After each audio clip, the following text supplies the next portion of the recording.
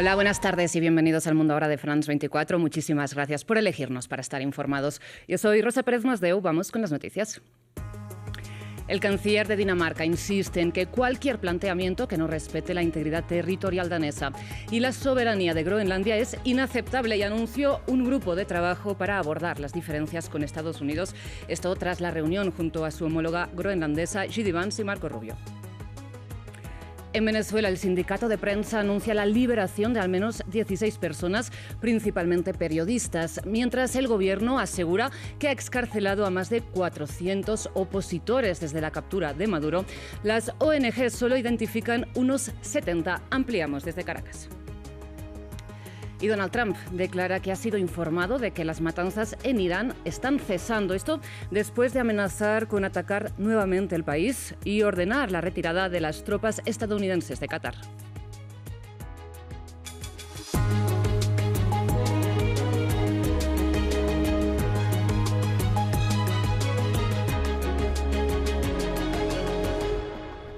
Iniciamos en Washington porque después de reunirse con J.D. Vance y con Marco Rubio en compañía de la responsable también de Exteriores de Groenlandia, el canciller de Dinamarca, hablamos de Lars Løkke Rasmussen, declaró que cualquier planteamiento que no respete la integridad territorial danesa, así como la soberanía de Groenlandia, es inaceptable.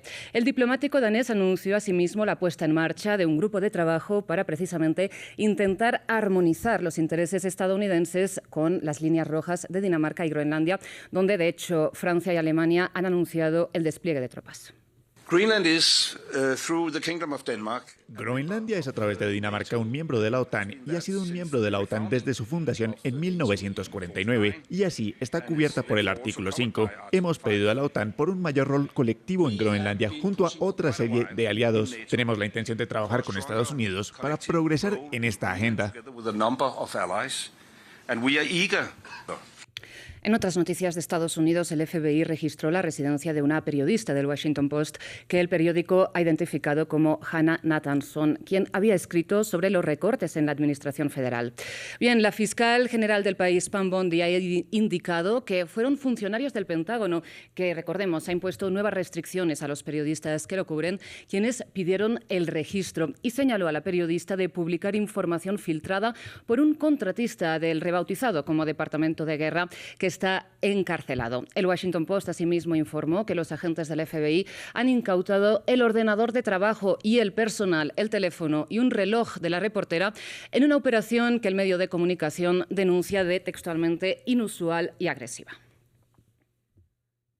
Dejamos Estados Unidos, vamos a Venezuela, porque en una conferencia de prensa desde el Palacio de Miraflores, la presidenta encargada, Delcy Rodríguez, declaró que el país enfrenta una nueva era política tras la captura de Nicolás Maduro, recordemos, a manos de Estados Unidos. Rodríguez también aseguró que el gobierno ha liberado a 406 presos políticos. Sin embargo, ONGs opositoras han confirmado cerca de 70.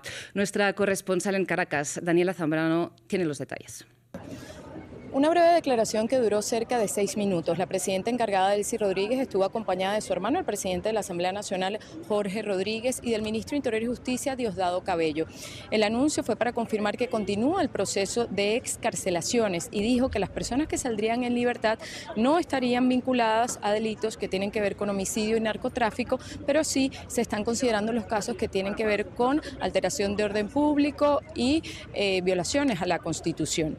Delcy Rodríguez ha dado una cifra, 406 personas liberadas, de estas 194 a finales del año pasado y el resto sí en lo que va de enero. Aún así es una cifra muy por debajo a la anunciada por las organizaciones no gubernamentales como Foro Penal.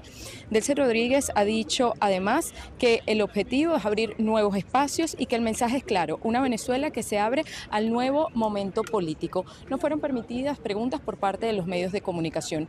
Más temprano pudimos conocer las excarcelaciones de al menos 16 trabajadores de la prensa, entre ellos locutores, camarógrafos, periodistas. Esto fue confirmado por el Sindicato Nacional de Trabajadores de la Prensa y por el Colegio Nacional de Periodistas. Pero a la fecha y al momento todavía se mantienen familiares de estos considerados presos políticos a las afueras de los distintos penales del país, el Rodeo 1, Yare, el Helicoide, a la búsqueda de información. Recordemos que según el Foro Penal son más de 800 las personas que han sido detenidas de forma arbitraria en el país.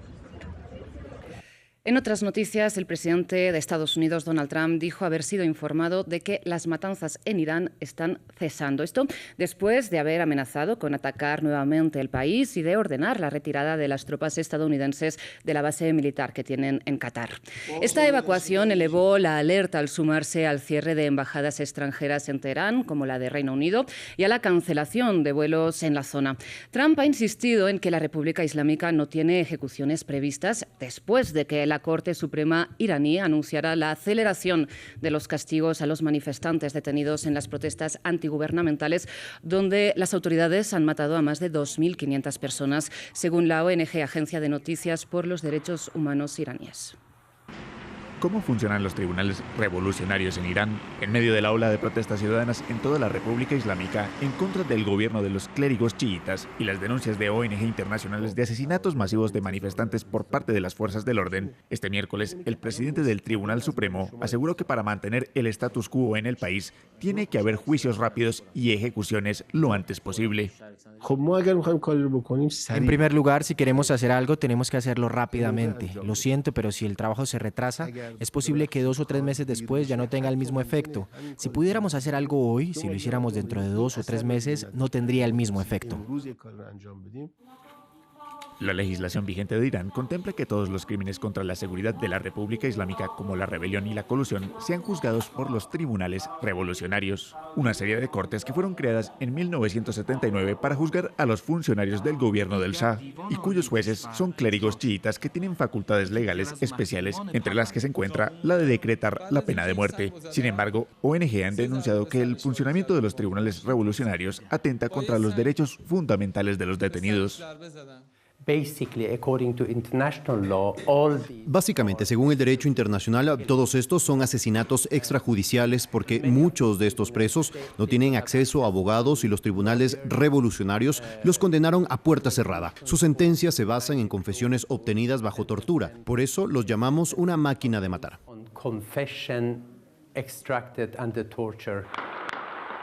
Actualmente se conoce que varios participantes de las movilizaciones, entre ellos el activista Erfan Soltani, han sido condenados a la horca. Según la ONG con sede en Noruega, Iran Human Rights, solamente en 2025 hubo más de 1.000 personas que fueron ejecutadas por las autoridades judiciales iraníes.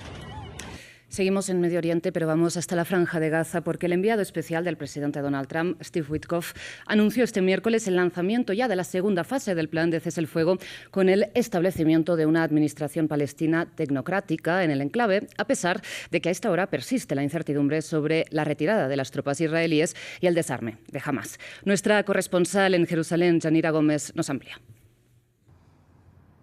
A través de un mensaje en X, Steve Witkoff, en nombre de la administración de Donald Trump, ha dado por iniciada la segunda fase del plan estadounidense para Gaza. Según el enviado de Trump para Medio Oriente, desde hoy este plan de 20 puntos que Estados Unidos impuso el 10 de octubre pasa de un alto el fuego a la desmilitarización de Hamás, una gobernanza tecnocrática en la franja y su reconstrucción. Witkoff en ningún momento menciona a Israel, sí agradece a Egipto, Turquía y Qatar por su mediación. Son países a los que el gobierno de Netanyahu lanzó acusaciones falsas en el caso de Egipto o no desea que participe en Gaza como ocurre con Turquía, mientras que por Qatar enfrenta un escándalo en Israel por pedirle transferir más fondos a Hamás un mes antes del ataque de 2023.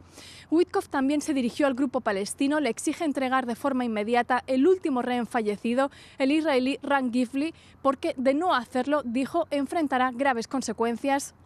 Sobre el resto de puntos sobrevuelan serias dudas. En Gaza no ha habido cese al fuego. Se estima que Israel lo ha violado unas 1.200 veces, ha matado a más de 400 palestinos desde octubre y no ha mejorado el ingreso de ayuda, lo que contraviene el plan. Los mediadores sí están de acuerdo en quiénes formarán este comité tecnocrático de 15 carteras que sustituiría a Hamás en la gestión diaria de Gaza y que se prevé que presida Ali Shahad, el ex viceministro de Planificación de la Autoridad Palestina Palestina originario de Han Yunis y que reside en Cisjordania. Hamas ha declarado estar listo para abandonar el gobierno, pero no hay garantías de esto ni de su desarme. Y por último, queda por ver cómo se materializaría la reconstrucción de una Gaza con el 80% de los edificios dañados totalmente o destruidos por Israel, que según The New York Times, desde octubre ha seguido demoliendo más de 2.500 estructuras, no solo en su lado de la línea amarilla. Vamos ahora a Tailandia porque el Ministerio de Salud confirmó que ya son al menos 32 las víctimas mortales del accidente de un tren de alta velocidad que pasaba por el noreste de Bangkok.